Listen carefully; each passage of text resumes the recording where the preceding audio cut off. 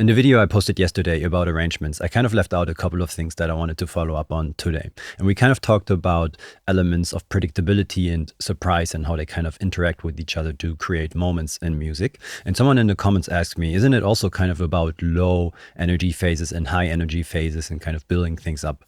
So kind of a tension and release perspective on things. And while that's pretty true for many EDM productions, and that's kind of the go-to tool that you can use for many arrangements, when you move more towards the underground side of things, this approach doesn't necessarily work. So I just wanted to share a few more things that might change your perspective on arrangements. Before we jump in, just a quick thing. If you're looking for some cool samples or some nice MIDI chord progressions that might help with your house arrangements, feel free to check out the link in the description. But now, let's go.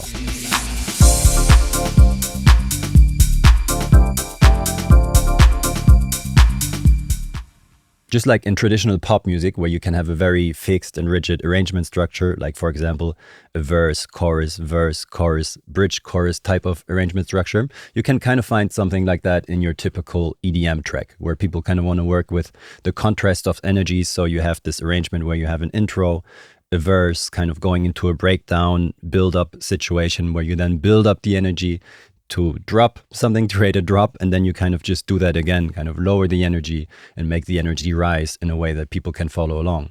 And while it's kind of cool to work with these contrasts and like break energy and build up energy, this tends to be very predictable, which makes it nice and easy to follow along, but it can also make it a bit boring over time. Maybe you remember this weird time where many DJs were kind of trolling the audience by playing these long build-ups, but then instead of the actual drop, playing something else.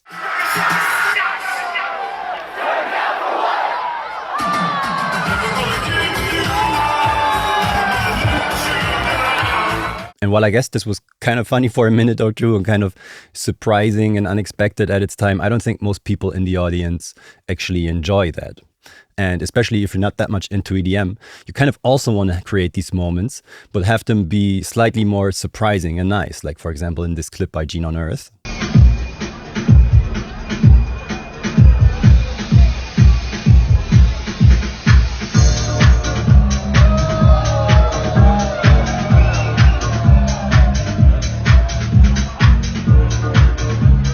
In this clip, he was playing the dub mix of a track called Tangerine Train by Safar. And overall, the track kind of has a slightly more unpredictable arrangement structure, and there are many cool different parts in here. But the track also wants to create this difference in energy and does have a long build-up and a drop. But if we listen to the build-up, you can tell that there are many more moments where you not exactly know what is going to happen and when the track is actually going to drop. Listen in.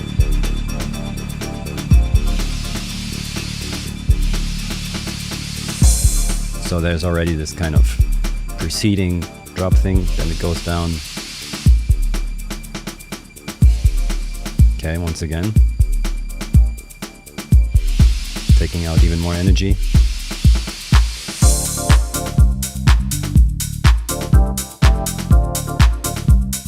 So in a way it's similar, but it gets a bit more complex to kind of be surprising in that way. And I feel like in many traditional EDM tracks, they're kind of going too far with making it predictable and easy to follow along, which is why I guess oftentimes to make things more surprising and engaging, they start yelling, hey, oh, or something like this, or kind of make trolls and pranks like this in order to surprise their audience.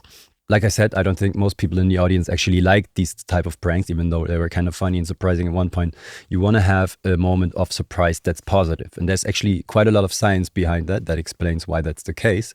And if you look into the science of why we like music and why we enjoy certain moments in music, there are countless studies that actually found out that we do want to have these moments of surprise, but they have to be positive. So when we listen to music, our brain kind of makes predictions and assumptions about what's going to happen next. And then we kind of want to be surprised. And what happens next should be even better than what we expected. In that case, we receive the most pleasure when listening to music.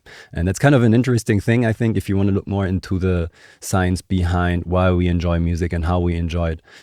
I think that's kind of interesting and can even be helpful to create some arrangements and the way you think about music. And this kind of brings us back to the 1950s, where pop music started out, but also experimental music kind of has its beginning. Like I also said in my last video, music is kind of about these moments of surprise and engagement and this interplay between the two. And in the 50s and 60s, people were starting to figure out, oh, wow, we can kind of force the music to create these moments by putting the music in a very, very clear structure. The 60s are kind of called the golden age of pop music because that's really when this pop music boom started happening. People were trying to create music in a way that makes it very easy to relate to and very easy to follow along.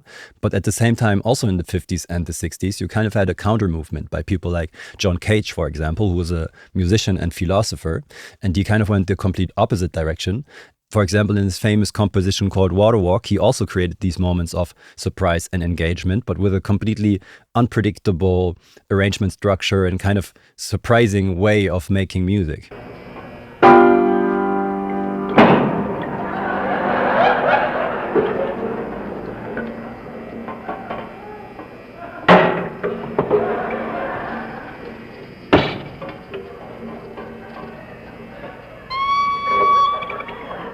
So he was really serious about his music and released many of them. You can buy the recordings and everything. And this kind of sparked the debate about what is music, what isn't music, how do you go about making your music? And this kind of brings us back to the point that I talked about in my last video, where you have this predictability, and on the other side you have surprise.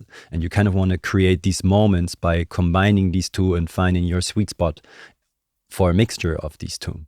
And I find this very interesting. I can just recommend for you also to look into John Cage and also into Musik Konkret, which was already happening before that in the 40s and 50s, where sampling was coming up. And in electronic dance music, we really have this big spectrum of opportunities where you can go very kind of commercial, predictable, and make music in that way. And then you can go very experimental, and then everything between the two.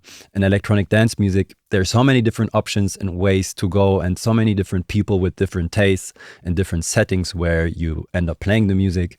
Like there are dance arrangements for 2 minutes to maximize your Spotify plays, and then you can have an 8-minute club banger that works for a certain type of people on a festival stage. Then you have small clubs and things like that. I think it's very interesting, all these opportunities and options that you have to make music, to create certain moments, and that you can go very experimental or slightly more predictable or find your sweet spot between the two. But since the music I like, and maybe also many of the people who watch my videos like, are kind of in between these two, and you want to have this stableness, but you also want to create these moments of surprise, I think it's really helpful and makes sense to kind of look at things in this way, to then understand how can we, even in a setting with people who are more like on the undergroundy side of music, how can we still create these moments of surprise? How do we have to design our build-ups and these moments, and how often do we have to switch musical ideas within a track in order to create this engagement and these moments of surprise? So yeah, I just kind of felt like making this follow-up video, even though I might have said some stuff again that I said in the video before. I feel like this is kind of a valuable and interesting point to talk about and keep in mind.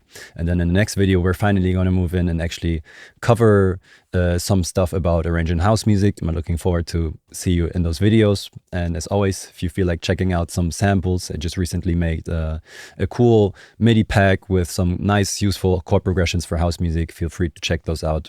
The link is in the description, and I hope to see you around. Ciao.